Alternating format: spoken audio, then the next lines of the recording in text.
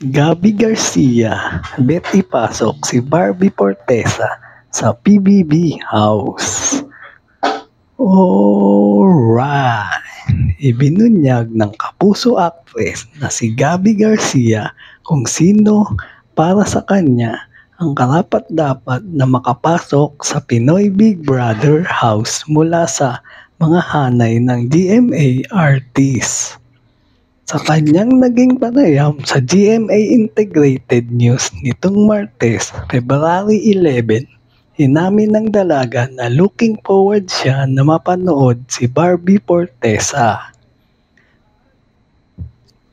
Si Barbie, we always see Barbie's primetime princess side as an actor. I'm pretty sure people wanna get to know her on a deeper level, saad ni Gabby.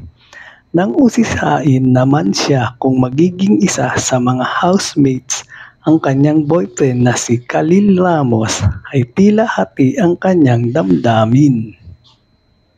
Chika ni Gabby, kung pinatatawag siya ni Kuya, wala tayong magagawa. Nagbigay naman siya ng payo para sa kanyang jowa sakaling makasama ito sa Pinoy Big Brother collab.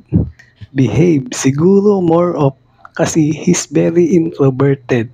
Just talk to people, say ni Gabby.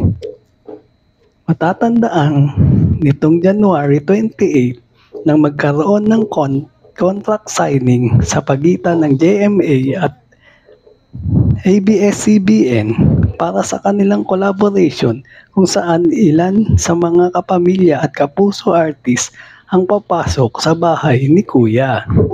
Noon namang linggo, February 9 sa noontime show na All Out Sunday, ipitakilala si Gabby bilang isa sa mga kapuso host ng Pinoy Big Brother, kasama ang kapamilya host na sina Bianca Gonzalez at Ruby Domingo.